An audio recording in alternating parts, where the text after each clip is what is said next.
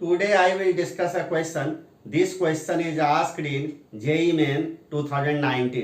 देखिए ये क्वेश्चन आपका क्या है कि the position vector of a particle changes with time according to the relation.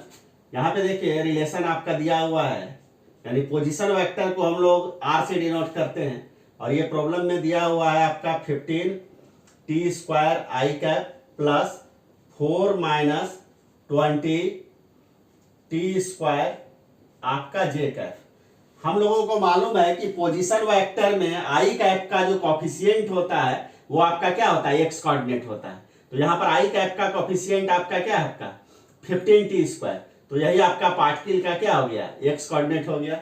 और साथ ही साथ आपका पोजीशन वेक्टर में जे कैप का जो कॉफिशिएंट होता है वो पार्टिकल का वाई कोऑर्डिनेट होता है। तो यहाँ पर देखिए जे कैप का कॉफिशिएंट कितना है, 4 माइनस 20 टी स्क्वायर। तो यही आपका पार्टिकल का क्या हो गया, आपका वाई कोऑर्डिनेट हो गया। यहाँ पर देखिए पार्टिकल का एक्स कोऑर्डिनेट भी टाइम का फंक्शन है और पार्टिकल का वाई कोऑर्डिनेट भी आपका टाइम का फंक्शन है। हम लोगों को देखिए यहाँ पर कैलकुलेट करना है एक्सेलरेशन। तो देखिए एक्सेलरेशन को कैलकुलेट करने के लिए हम लोग क्या करेंगे, सबसे पहले हम लोग एक्स कोऑर्डिनेट को टाइम के रिस्पेक्ट में डिफरेंशिएट करते हैं, तो उससे वेलोसिटी का एक्स कंपोनेंट कैलकुलेट हो जाएगा। फिर वेलोसिटी का एक्स कंपोनेंट को टाइम के रिस्पेक्ट में डिफरेंशिएट कर देंगे तो एक्सेलरेशन का एक्स कंपोनेंट हमारा निकल जाएगा। तो सबसे पहले हम लोग वेलोसिटी का एक्स कंपोनेंट को कैलकुलेट करते हैं, तो एक्स कोऑर्डिनेट को टाइम के रिस्पेक्ट में हम लोग डिफरेंशिएट कर देते हैं। तो यहाँ पर देखिए आपका क्या हो गया, डी बाई टी एक्स के जगह पर आपका क्या हो जाएगा 15 टी स्क्वायर, और 15 हमारा कांस्टेंट है, इसको बाहर निकाल दीजिए तो क्या हो जाएगा, यहाँ पे टी स्क्वायर बचेगा। और हम लोगों को मालूम है कि टी स्क्वायर का डिफरेंशियल कोएफिशिएंट टी के रिस्पेक्ट में क्या होता है 2t। तो ये आपका क्या हो गया, आपका 30t हो गया। यानी यहाँ पर वेलोसिटी का एक्स कंपोनेंट हमारा कैलकुलेट हुआ आपका 30t, और वेलोसिटी का एक्स कंपोनेंट को अगर टाइम के रिस्पेक्ट में डिफरेंशिएट कर दिया जाए तो एक्सेलरेशन का एक्स कंपोनेंट आपका मिलता है। तो यहाँ पर देखिए आपका क्या हो जाएगा डी बाई डी टी, और वेलोसिटी के एक्स कंपोनेंट के जगह 30t रख देते हैं। 30 हमारा कांस्टेंट है, इसको बाहर निकाल दीजिए तो डी बाई डी टी आपका क्या हो जाएगा, आपका t, और t का डिफरेंशियल कोएफिशिएंट t के रिस्पेक्ट में क्या होता है 1, तो सिंपली आपका क्या हो जाएगा 30। तो this is the x component of the acceleration, यानी पार्टिकल का एक्सेलरेशन का एक्स कंपोनेंट हमारा 30 आया। इसी ढंग से हम लोग y कोऑर्डिनेट जो पार्टिकल का दिया गया है इसको टाइम के रिस्पेक्ट में डिफरेंशिएट करेंगे तो वेलोसिटी का y कंपोनेंट मिलेगा। फिर वेलोसिटी के y कंपोनेंट को टाइम के रिस्पेक्ट में डिफरेंशिएट कर देंगे तो एक्सेलरेशन का y कंपोनेंट मिलेगा। तो यहाँ पे देखिए क्या है, सबसे पहले हम लोग वेलोसिटी का y कंपोनेंट हम लोग निकालते हैं तो क्या हो जाएगा d y by d t. तो ये देखिए क्या हो जाएगा d y d t, y के जगह पर क्या हो जाएगा 4 माइनस 20 टी स्क्वायर।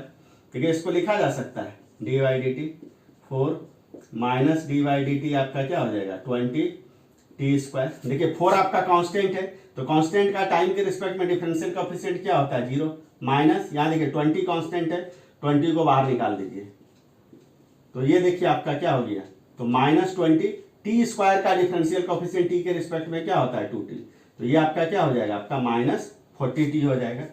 तो this is the y component of velocity, और वेलोसिटी के y कंपोनेंट को अगर हम लोग टाइम के रिस्पेक्ट में डिफरेंशिएट कर दें तो एक्सेलरेशन का हम लोगों को y कंपोनेंट मिल जाएगा।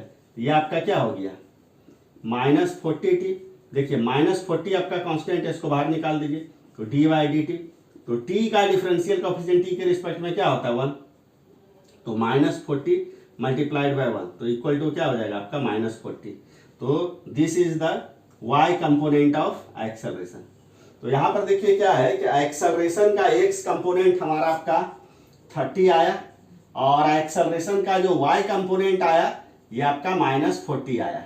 तो हम लोग देखिए हम लोगों को चूंकि मैग्नीट्यूड ऑफ एक्सेलरेशन निकालना है, तो मैग्नीट्यूड ऑफ एक्सेलरेशन को निकालने के लिए हम लोग क्या करते हैं, एक positive square root of x component का स्क्वायर प्लस वाई कंपोनेंट का स्क्वायर। तो यहाँ पर देखिए आपका क्या हो जाएगा, आपका एक्स कंपोनेंट आपका क्या हो गया 30, और वाई कंपोनेंट आपका क्या माइनस 40 का, यानी एक्स कंपोनेंट का भी होल स्क्वायर और वाई कंपोनेंट का भी होल स्क्वायर। तो यह क्या हो गया 30 का स्क्वायर आपका क्या हो गया 900, माइनस 40 का स्क्वायर क्या हो जाएगा 1600। तो दिस इज इक्वल टू आपका क्या हो गया आपका यानी 2500, और 2500 का स्क्वायर रूट आपका क्या हो गया 50। तो this is the magnitude of acceleration.